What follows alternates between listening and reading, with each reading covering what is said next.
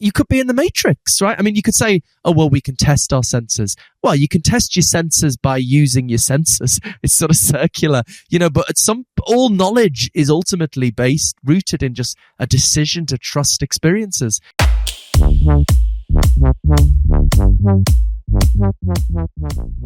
Hello, and welcome to the Psychology Podcast. Today, I'd like to welcome Philip Goff to the show. Philip is a British author, philosopher, and professor at Durham University, whose research focuses on philosophy of mind and consciousness.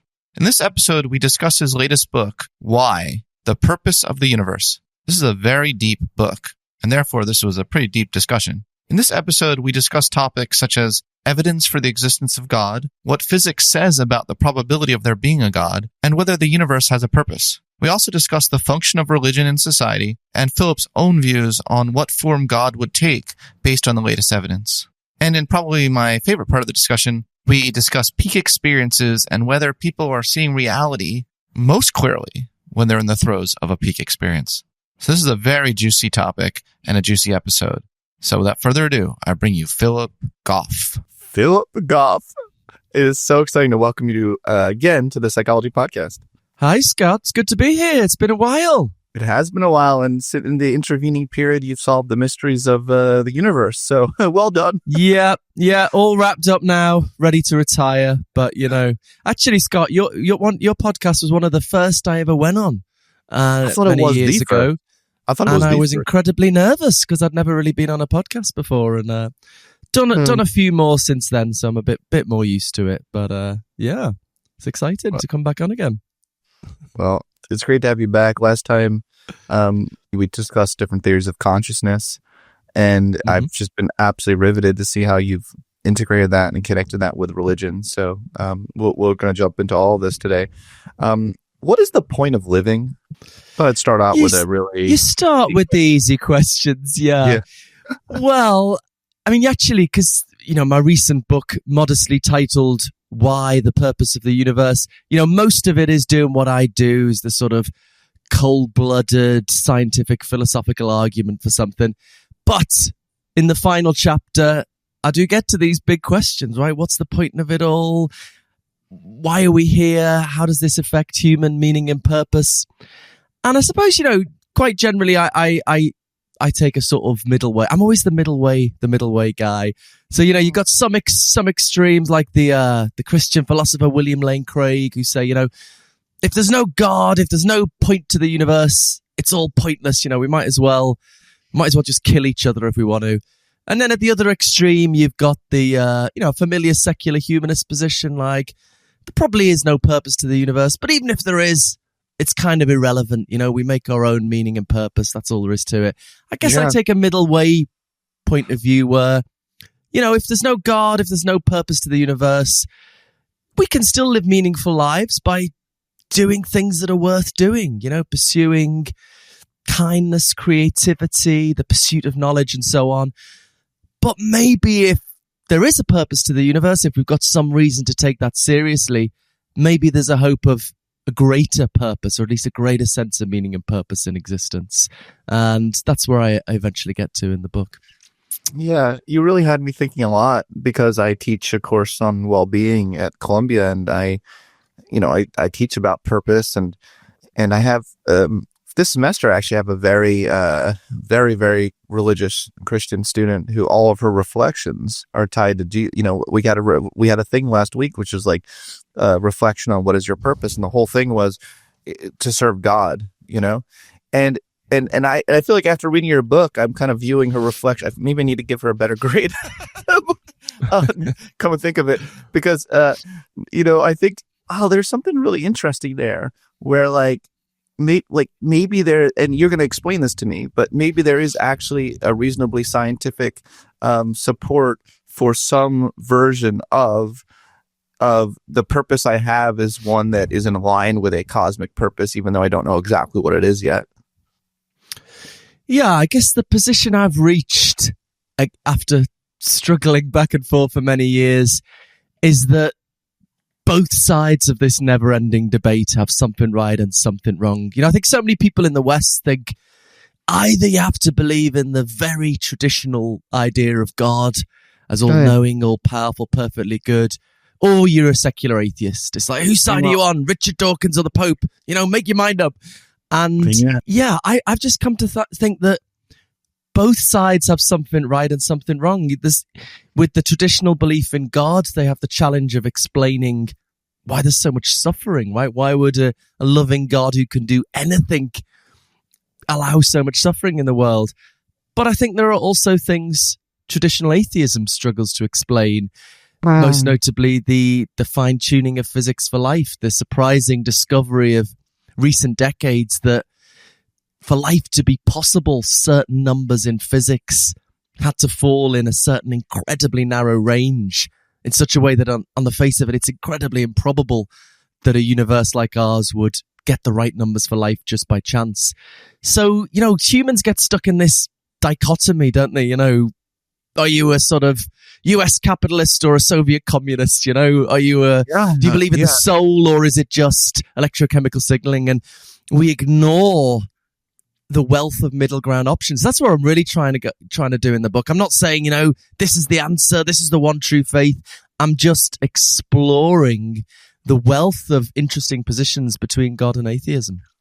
Look, I hear you. And I would say from the perspective of an atheist, maybe a militant atheist, your position is not in the middle. It's interesting because you have to admit, like, Richard Dawkins was listening to you right now and hearing your position as in the middle. He'd be like, no, look, you don't have evidence. Now I understand you're putting forward the fine tuning of physics as that's your main data point. Is that really, so like, tell people, like, let's unpack that a little more. That seems like a pretty big finding that I don't think a lot of people on the street really have. They didn't get we haven't gotten the memo for that yet. When was this discovered? Who are the main physicists who discovered? Is it really like a consensus now in physics? Sure. It's interesting you say that from your atheist perspective, it's not a middle way position. Actually, just to give my honest. I didn't say I'm an atheist. Oh, sorry. From an atheist perspective. Yeah. Do you know, actually, in terms of my response from friends and colleagues, I found most of my atheist friends have said, oh, this is just non-standard atheism. Whereas most of my religious friends have said, this is just non-standard theism. So probably in the middle is the right way to put it. But the fine-tuning of physics for life. I mean, just to be clear, there's a lot of misunderstanding here. People think if you say physics is fine-tuned for life, that means, there's a fine-tuner. And okay, that would be controversial, that there's some kind of designer. Right. What it actually means, and this is a familiar term in physics, is just that for life to be possible, these numbers had to fall in a certain very narrow range. I mean, let's take an example, put an example on the table. One of the most discussed cases is the cosmological constant that measures the force that propels the accelerating expansion of the universe, right? We discovered in 1998. I remember actually, as a young kid, interested in, black holes and so on. We discovered that our universe is not only expanding, but it's accelerating in its expansion. And when you calculate what the number is that governs the force, we call it dark energy, actually, the postulated force that's propelling that expansion, it turns out that if that force was just a little bit stronger, everything would have shot apart so quickly that no two particles would have ever met. You wouldn't have had stars, planets, any kind of structural complexity. Whereas if it was a bit weaker, it wouldn't have counteracted gravity, and so everything would have collapsed back on itself a split second after the Big Bang.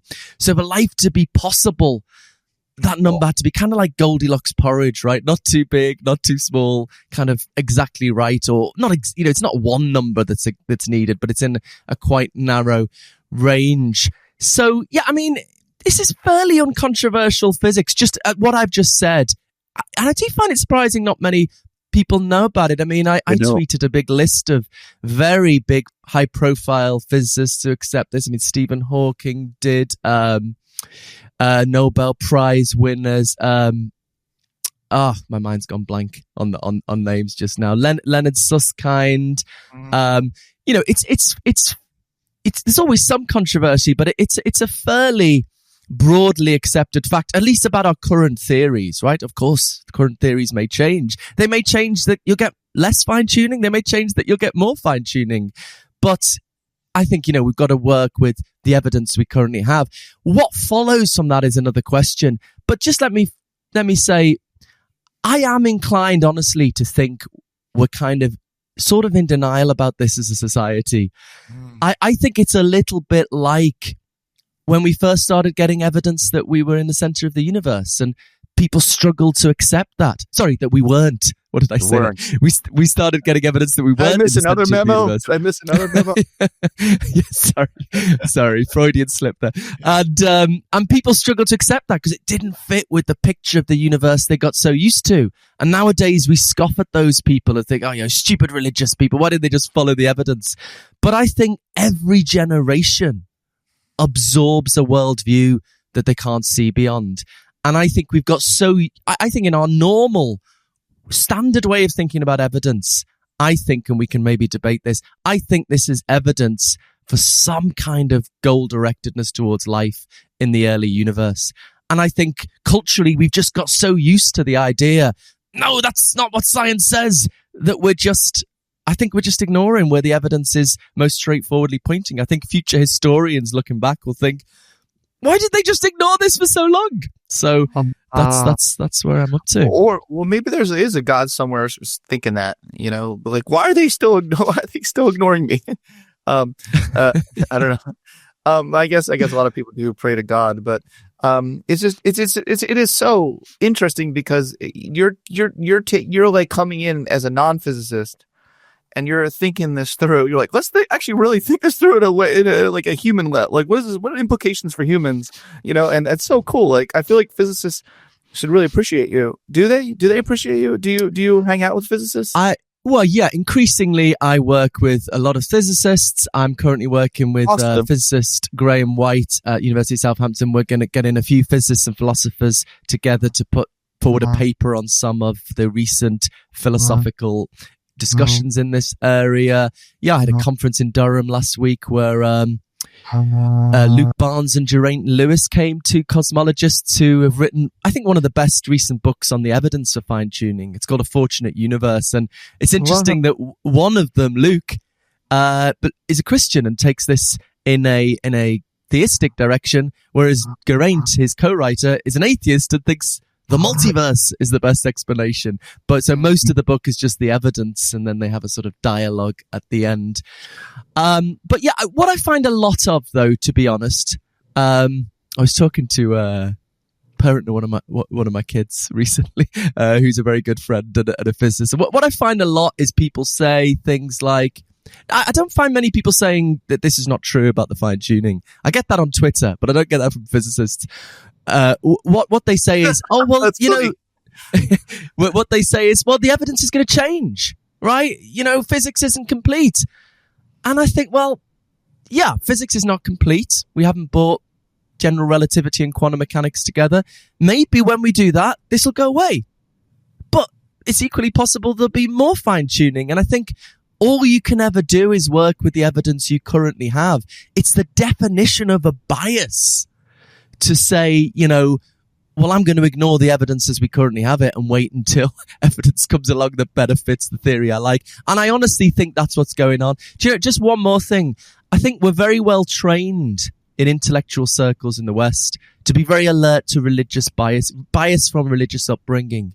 You just believe that because you want to believe in God or something. But I think we're not well trained to be alert to bias from a certain secular worldview.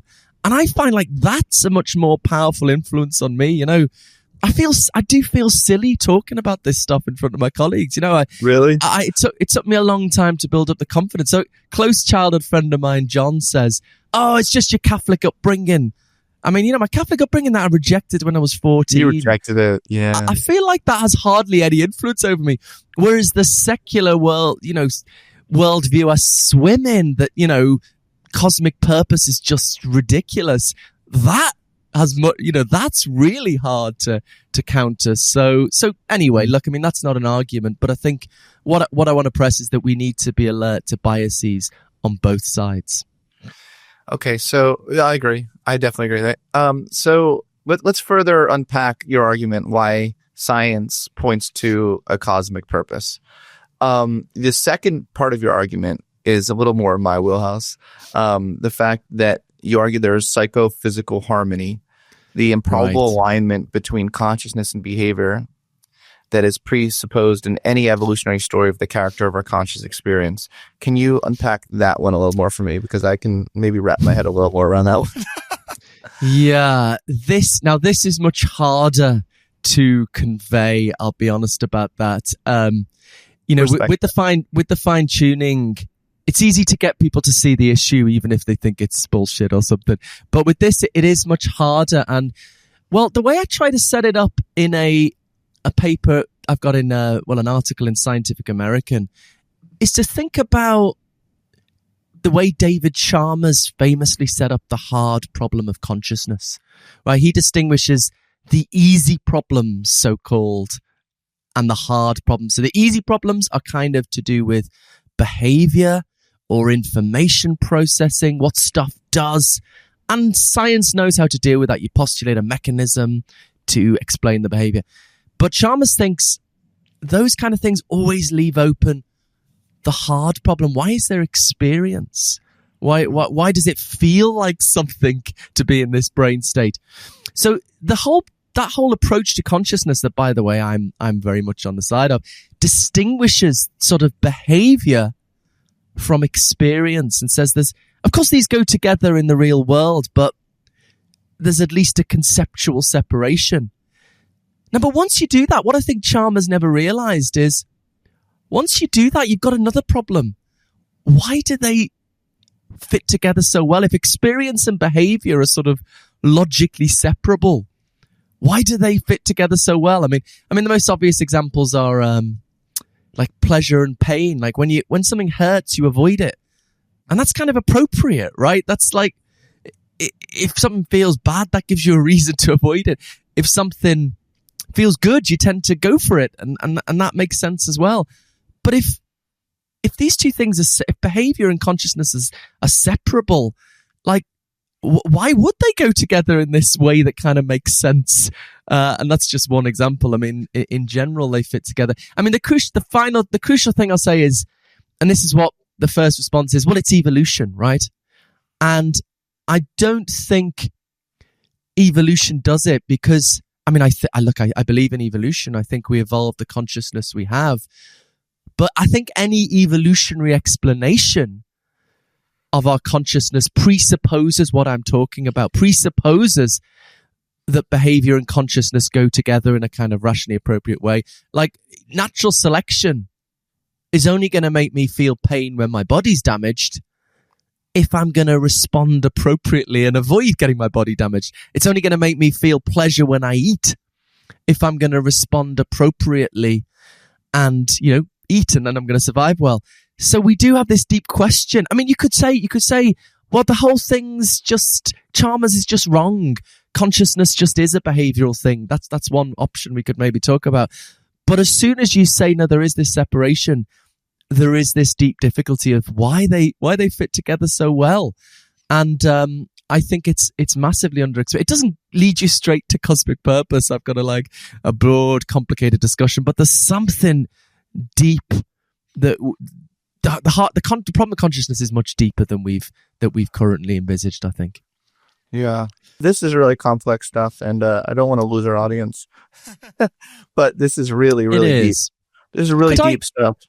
Could I put it in a slightly different way that might be a bit more accessible? That is kind of how I start the chapter, actually. This chapter of the book, chapter 3, does have a warning on it that it's a bit more complicated. But here's a simpler point, right? There's a deep mystery of why consciousness evolved at all. Because natural selection just cares about behavior, right? Just cares about that's what matters for survival. But we've found with AI now, right, that you can have incredibly complex behavior and incredibly complex information processing with no kind of inner life at all. So why didn't natural selection just make us kind of complicated survival mechanisms, right? That can, mechanically track features of the environment and initiate survival conducive behavior without having any kind of inner life at all. I think there's a deep mystery of why natural selection needed to give us an inner life. And again, the step to cosmic purpose is a few steps down the line. But this, look, I suppose I could put it this way. I think there are deep problems, deep challenges with underappreciated in our current scientific picture of things, consciousness, fine-tuning, and these problems to do with how we make sense of the evolution of consciousness.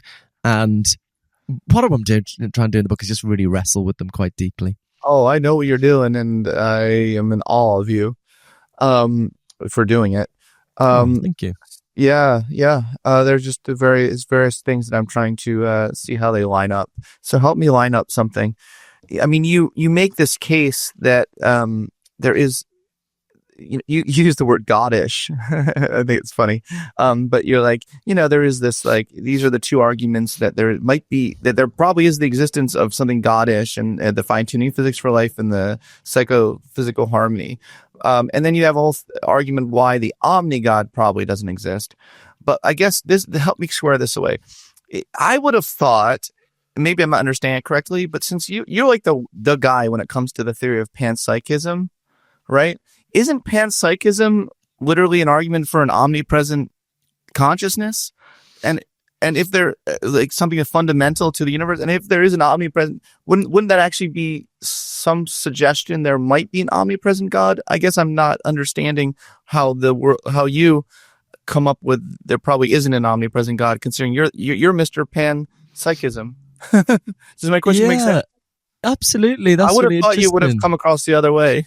Well, actually, there is, people might be interested that there is a big split in the ever-growing panpsychist research community. It's so exciting that 15 years ago, nobody was panpsychist, and it's just been this growing third-way position that's quite exciting. But there is a split, I think, maybe reminiscent of the split in the early psychoanalytic community between followers of Jung and followers of Freud. Followers of Jung took it in a spiritual direction with the collective unconscious and spiritual archetypes, whereas people who liked Freud thought, this is religious, superstitious nonsense. We need serious science. And likewise with panpsychism, some people, David Chalmers, insofar as he's sympathetic to panpsychism, Luke Roloff's a very good panpsychist philosopher, Angela Mendelevici, these people are totally reductionist, secular, atheist.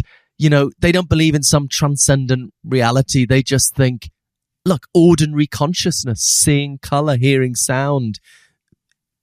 We need a new way of thinking of dealing with these scientifically. Whereas others, I'm probably a bit more on this side, also Hedda Hasselmerk or Itai Shani, do see a certain consonance with certain spiritual views.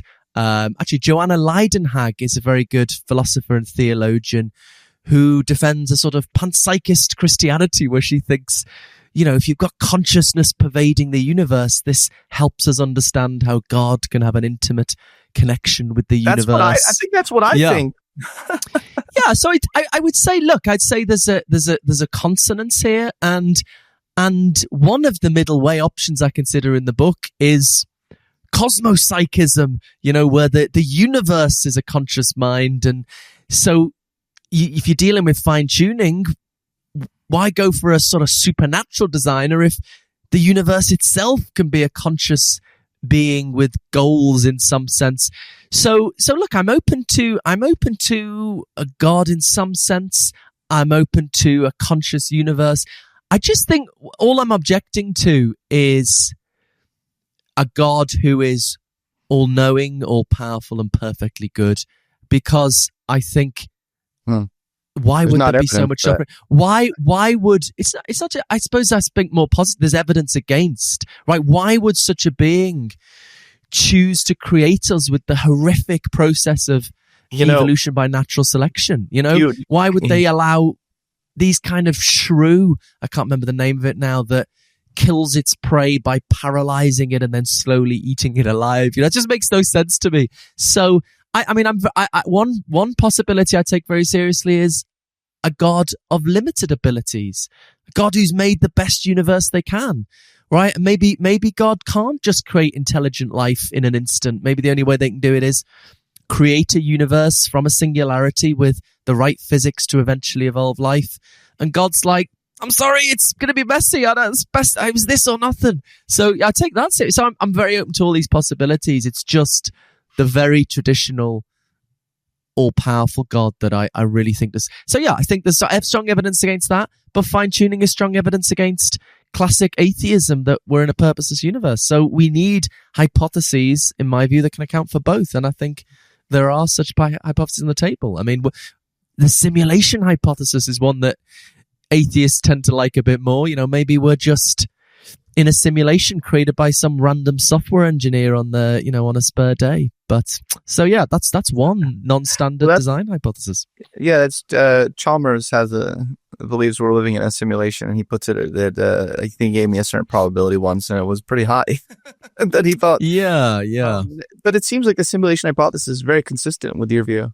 That's one of the views I take seriously. Look, in this book, I'm not saying, you know, I'm very suspicious of certainty in general. You know, that glint in the eye when someone is just not open to contravening evidence that I think you find as much from militant atheists as from religious fundamentalists.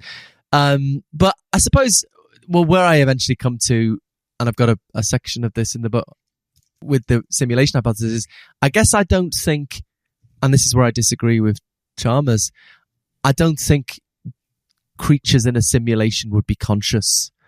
Why not? Because I mean, this is a very difficult question, and I suppose you're more attracted to that. I mean, this is all from Nick Bostrom originally, the argument for the simulation hypothesis.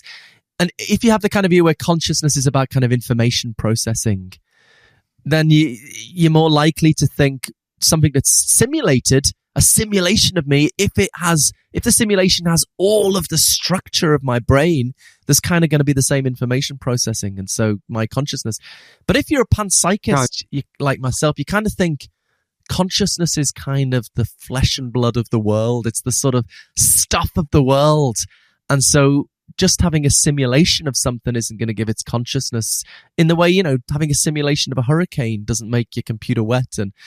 But I mean, there are the neuroscientist Daniel Seth, who I've argued about with a lot. We've got about 4 debates on YouTube if people are interested. I mean, he's got a very different position to me, but he's in the kind of viewpoint that also thinks consciousness is more biological, is more about a living system. It's more about our biology than like the brain as a computer. And then so once you're in that mindset, you're less likely to think a simulated brain is going to be conscious too. But it's a huge debate, and I'm a little bit uncertain about it. I want to hear less about all the different perspectives on the table, and I want to hear your perspective. You're very good at like giving a million caveats, but I don't want that anymore. Let's spend the rest of this podcast. I want to know, walk me through the way you see the world. You are you a Catholic now? Have you reclaimed your Catholicism? No. Well, this is. Well, what are you now? After the book, in the book I was nothing. After the book, I've slowly come to embrace what I call heretical Christianity. But I haven't returned to Catholicism, actually, because I've returned to the Anglican Church, or I've gone to the Anglican Church, which tends to be a lot more flexible than, I think that maybe it's because, it was brought into existence when Henry VIII wanted a divorce. So, there's less ideology built into it. So, you go to your average Anglican church, people aren't going to... Okay, so you're religious. ...hassle you with you. But yeah, so, I mean, this started really learning much more about actually how the Eastern Orthodox Church thinks about things, where there's much less of an emphasis on sin, right? And there's much more of an emphasis on unity.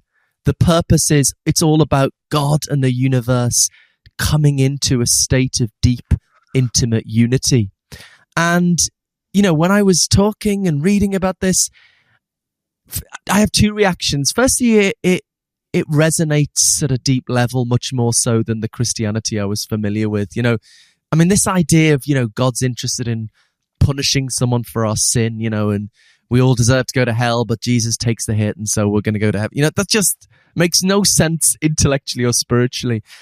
But this idea that, it's all about God and the universe coming into harmony makes a lot more sense to me on both levels. And also, I think it fits quite well with this God of limited powers hypothesis. So the way I interpret Christianity, right? God's on the way to making a dead good universe. So that was a bit of Englishism, wasn't it? God's on the way to making a fantastic universe. But the only way God can do that is kind of in two stages. Firstly, creating an okay universe, right? With the right kind of physics that will evolve life. And then when it's evolved enough, God starts to bring it to perfection by becoming more intimately involved with it, sharing in its form of existence so that we can share in God's form of existence. So this is something, let me just say very finally, I am very uncertain this is true, but I've come to think of it as a credible possibility because I think it fits well with this God of limited powers hypothesis, because it kind of resonates spiritually. And I think that's really what all you need for faith. I think when you think about religion, I don't think you should be thinking, is it definitely true? I think you should be thinking, is there a reasonable chance it's true? And will it bring me happiness? Will it bring me community? Will it bring me spiritual practice, a deeper sense of meaning and purpose? And I found it has brought me all those things, and I'm happy to live with the uncertainty that it might not be true. It's cost-benefit analysis, right? You're living in hope of something that might not be true, but you're getting a lot out of it in how you're living your life. Yeah, you talk about spiritual advancement and the community. So obviously religion fills a need for humans because it's amazing how long it's lasted. Compared to the other things that have not lasted nearly as long. So there's something really deep there. What I just find so fascinating is you're like, no, look, I respect science, and I think there's a scientific case that can be made for a certain view of Christianity. Now, how do the Jews look in this? Is there any science evidence the Jews are right at all? Well, so just I'll get to that. But let me clarify slightly. So what I'm confident about, I suppose, is that we need this middle way between God and atheism, that there's good evidence that there is some kind of purpose or goal-directedness. Something going on. There's something going on, yeah. But what it is, I'm much less certain about. This form of mildly heretical Christianity, I've come to think is a credible possibility, but I'm very open to the possibility that other religions might also be credible possibilities. Okay. And you mentioned Judaism. Well, in the 1980s, I think it was, there was a bestseller by Rabbi Harold Kushner, was it? Harold Kushner, who also argued for a God of limited powers as the best explanation of suffering. What's the book called now? Why Bad Things Happen to Good People, I think. I haven't actually read it. I probably should. I'll probably read it before the next book I'm researching. So look, I'm open to the idea that a very liberal form of Judaism with a God of limited powers is also a credible possibility. With Islam, I've never heard a Muslim thinker open to the possibility of a God of limited powers. If someone told me about that, I'd be open to thinking about that. So yeah, I think, as I say, look, let me put it this way. I think faith is not about certainty. I think ultimately faith is about trust. It's about trusting a certain view of the meaning of existence, trusting it in terms of to shape your fundamental life goals, and trusting it with how you interpret your deepest experiences. And, certainty would be nice, but these matters are inherently uncertain. For sure. I think there's a deep need to have a view on the meaning of existence and kind of live that out. So either we give up on that need or we trust in something where we've thought about it and we think there's a reasonable chance this is true and I'm going to, put a bet on it. Yeah. Okay. So the Pascal's wager is kind of what you're talking about right there. A lot of people always, talk about, well, I'd rather bet on you being God than not being God because if I'm wrong, I don't want to spend eternity in hell. But I'm trying to coin the opposite. No one's ever talks about the opposite, and I'm trying to think of what a cool, maybe you can help me come up with a cool name for what it would be. And that's this: what if, the truth is there is no God, and you spend your whole life inhibiting all your hedonistic things and and all the things you really want to do out of your life because you're terrified, you've kind of wasted your life. So, what is that called? You could have lived a fuller life and you could have had a lot more fun. Yeah. No, I think you're making a very important point. I prefer that Pascal has a lot of interesting things to say, but I actually prefer William James on this. William James is just one of my all-time intellectual heroes. Wonderful 19th century psychologist and philosopher. He had this wonderful paper, The Will to Believe, which he thought should be called The Right to Believe, and I think that would have been a better title. And he's just talking. He's not saying you should be religious. He's saying, look, you got to weigh different things. You could end up with a false belief if God doesn't exist, but you could miss out on a true belief if God does exist. And you just got to weigh these different things. And it's, I'm not here saying, to live a meaningful life, you've got to be religious. I suppose I'm interested in getting rid of dogmatism and trying out lots of different experiments in living and seeing how they turn out, seeing the fruits.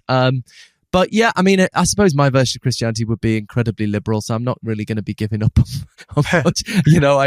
I think here's an interesting point, right? Christians used to think it was a sin to charge interest on money. Very few Christians think that now because we've changed our, with our understanding of the modern economy. But how come not more Christians have changed their view on gay sex, right? With our modern understanding of,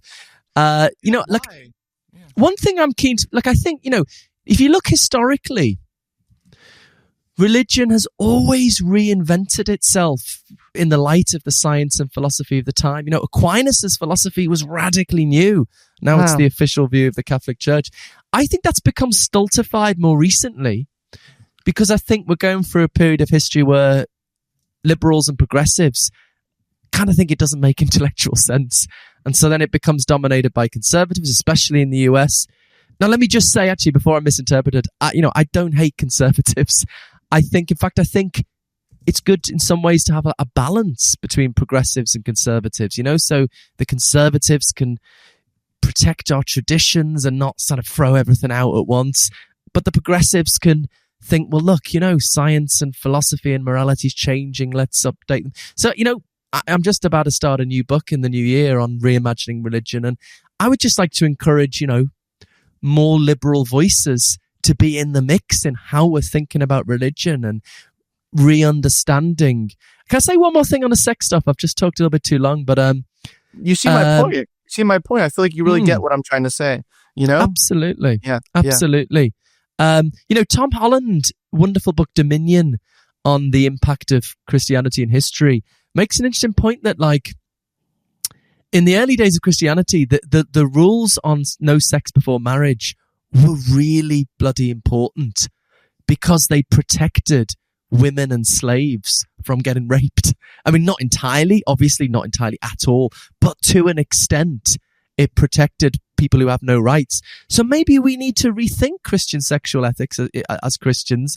Now we're in a situation where we don't have slaves, or it's not legal at least, and women have more rights. So maybe we need to rethink these norms that in the way we've rethought interest on loans. So yeah, that's this. But you make a good point. Look, I God, if I was gay and I thought being a Christian meant I couldn't have a gay relationship, I wouldn't be a Christian. I wouldn't, But I don't think, as a liberal, progressive Christian, I don't think that's necessary. There's just so much deep stuff here and so many implications. I think that just a big disappointment for me, if you're right, is that like praying. An implication of what you're saying is that praying is useless. Like, that there really is not a God, or there really is not something higher than me that cares about me, beyond my parents. And I think that's kind of like, I think a lot of religious people would be very disappointed with your view, because to them, there's something about a personal God that is so meaning oriented that I can pray to God and God's listening to me. There's something very special about that intimacy. You're removing that intimacy in a way, right? Not in a way, in a big way. You're making a good point. Yeah, it's not ideal, is it? But look, I mean, I do pray every night. I meditate every morning, pray every night. So I still think I'm listening to God in the morning, talking to God in the evening. And I think, whether or not you think it's going to have an impact, praying for friends who are suffering, or for the suffering in the world, I find it so important to connect you up to what's going on. I can be a bit thoughtless. I think not because I don't care. I'm just sort of forget about friends who got deep troubles. So then when I kind of pray or return to thinking about them, and it helps to put them in my mind. And yeah, I mean, just the value of spiritual practice, I think, is I've found since I've become religious, it's lessened my ego, right? It's, living in hope of some greater purpose, continuously making effort to orientate yourself to that, to conceive of what you're doing as contributing in some small way to some greater purpose. It makes me less bothered about my own personal success and failure. Not that it's not important, but it's not what the meaning of my life hangs on. And I found that's actually opened me up to just enjoying being in the moment a lot more with my family and friends. And, so you're talking about like, what you might be missing out on from a religious life. And I really want to take that seriously, but yeah, I've actually found it's just opened me up to just what you've gained. Enjoy the present moment a bit more, because I'm less hung up with my own ambitions. It's like, that's the only thing that makes my life have a point. Yeah, I hear you. And for the remainder of this podcast, I want to just jump into some really, really deep territory. And that's this: are people, when they're having a peak experience or a mystical experience, are they seeing reality? That's a question that I have been pondering for the past 7-8 years. Wrote the book Transcend. And I think it's a really interesting question. Let's just say they are for a second. Can we play that game? That would suggest that there really is some level of reality that's very hard for an ordinary consciousness to get in touch with, but that it's possible for humans to get in touch with in certain rare moments. And in those moments, the big question I have is, what are we getting in contact with? And it's such a fun thing to really think about and to really unpack, because I think there is something there. There is some level of reality. Now, I'm not going Matrix. I'm not going all Matrix, but I'm saying there is something that is pointing to a loving unity of a universe or of a consciousness. There's something very loving and one of humanity that is very hard for humans in the ordinary consciousness to access, but I think is probably true. Yeah. What do you think? Yeah, I think we're probably of one mind on this. That was funny. That was funny. Oh yeah, that was an unintended joke. Maybe that was the cosmic consciousness making me funny, even though I couldn't. You realize how funny that response was, right? It was good, wasn't it?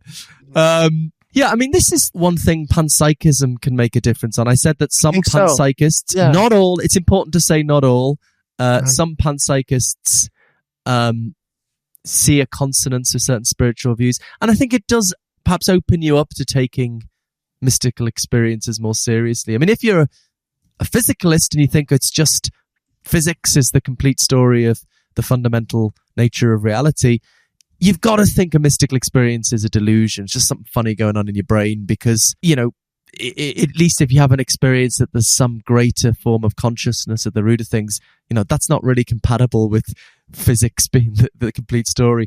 But if you're a panpsychist and you already think there are forms of consciousness at the fundamental level, then it's less of a leap to think this higher form of consciousness you seem to be experiencing is part of that fundamental story of consciousness. But some people might still say, okay, but it's just something going on in your brain. Why trust it?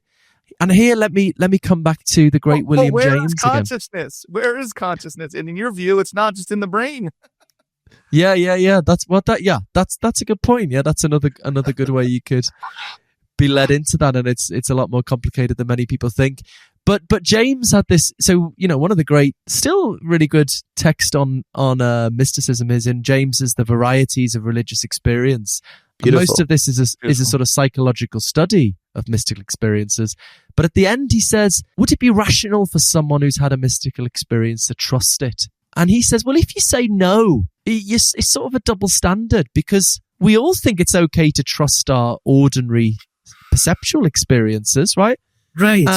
And, you could be in the Matrix, right? I mean, you could say, oh, well, we can test our senses. Well, you can test your senses by using your senses. It's sort of circular, but all knowledge is ultimately rooted in just a decision to trust experiences. But all of our experiences could be delusion. We could be in the Matrix, but we think it's rational to trust our perceptual experiences and to do science and to build on that. So why is it okay to trust our ordinary perceptual experiences, but it's not okay for a mystic to trust their mystical experience? Well, would you say, especially when a mystical experience, often seems more bloody real than ordinary experiences, even after you've had it. Sorry, carry on. That's true. There's a word for that, right? Yeah, that noetic. It feels more real than real. But okay. So, but what about the schizophrenic? Is that, can we make a claim? Okay, I feel like we could. I feel like that's somehow different. I feel like we can kind of look into what's happening in the mind of someone in psychosis and kind of show it doesn't align with what like we can't really trust it as much as we can trust our normal senses. Or can we? Can we really go there? Can we really question whether or not schizophrenics are really seeing reality? What I think this is showing, you're making a really good point in response to what I've just said, what we're taking seriously. And I think what that shows is this is just very complicated, and there are very difficult judgment calls. I think so many people think, science is wrapped up, we've still got gaps. We need to dot some I's, cross some T's. But the basic picture of the universe is there, and it rules out anything goddish. But look, there are areas of deep uncertainty in science, in quantum mechanics, in consciousness, in this fine-tuning stuff. And not just areas of uncertainty, but areas where we need philosophical judgment calls in how to interpret the data. And this is very clear in quantum mechanics. And as I just read a wonderful book on quantum mechanics by Adam Becker, What is Real? And the horrible power struggles in early quantum mechanics, because people wanted to say, what is this theory telling us about reality? Right? That's what you need to know about quantum mechanics, right? It's our best scientific theory. All of our technology is based on it. But there is no consensus on what it is telling us about reality. There are these different views, and it requires philosophical judgment call in what the hell is this telling us? And with the early quantum mechanics people who asked that question, what is this theory telling us about reality? They couldn't get jobs. They were demonized. They still are to it. Sean Carroll has talked about this, Really? People still are. It's hard to get taken seriously if you want to say, oh, but what is going on in the world to make quantum mechanics work? People say, that's not science, just it bloody works. Do the experiments. Shut up and calculate. Just shut up and we've forgotten we can't do without philosophy. There are these choice points where there are judgment calls, like mystical experience. Is it a genuine insight, or is it just something funny going on in your brain? Very difficult judgment call, might depend on your worldview. But yeah, it's not so obvious. And it's sadly someone who's very, very delusional. it might be hard for them. It might seem very rational. It might be the rational thing to do to believe these wrong things. I mean, we can see from the outside and relative to everything we take ourselves to know, this particular individual might be sadly very delusional, but from the inside, it's possible that sadly the rational thing for them to believe is to trust these hallucinations. It's just very complicated, and we need to work together. We need to bring scientists and philosophers together, and we need to have the journey. Look, and me and you, philosophers and cognitive scientists, absolutely, we need to work together, because I really do think there's evidence for the universe being a fundamentally loving place. Now, because you said, I know you talk about consciousness, but there's got to be a way of combining your theory with what I just said, because, and I think that like hate just always feels experientially like it's a resistance against what's natural and what is fundamental. And look, I have not really fully formed my thoughts, but I must thank you for inspiring me to think about the farthest reaches of human nature, as my hero Abraham Maslow would put it. You said something in your book that has kept me up at night ever since I read it.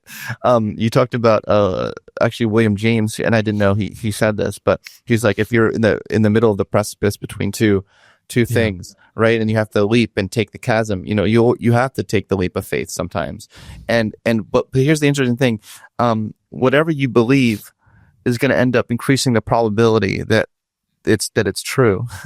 Like if you don't jump, right? If you just stay there in the middle of these two things on both sides of yourself, you're just going to stay there forever. If you want to have any hope at all of reaching one of the, ground on the other one of the sides, you have to believe that you'll be able to make the jump. And it's just like, wow, there's something so freaking profound about that, about consciousness and our lives and how we live our lives. And of course it applies to religion, but it really applies to everything in our lives that we don't think we can do. It really applies to self-belief. Like, if I go and I undertake this whole investigation and study of psychology, that I can become a psychologist, or if I start taking singing lessons, even though there's no evidence right now that I have any potential for singing, that maybe I can be a singer someday. The ones who really make history are the ones that bet on themselves. So there's just something so unbelievably profound about this. And if it really does truly apply to religion, if Pascal's wager is right, I can see an argument for choosing religion. So look, I just think that, that these questions are so fun to talk about. And I really, truly appreciate just your open-mindedness to not call people crazy who even want to just have such discussions. So I must thank you for that as well. Oh, thanks, Scott. Yeah, I think you're right. I mean, we do this. Am I making any sense? Absolutely. I mean, you're just making me think.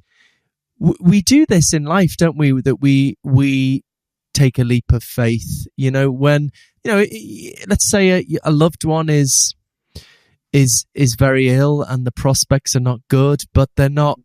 I mean, maybe there's like a 40% chance they'll pull through. It's entirely rational to say, look, I'm going to have faith that you're going to pull through. I'm going to root for you. I'm going to work with you. And that can make it more likely that they will pull through. Or, I mean, take another example with, I'm very worried about climate change. You just think about the evidence. Are we going to deal with this? Maybe, probably not. I don't know, or it's very unclear.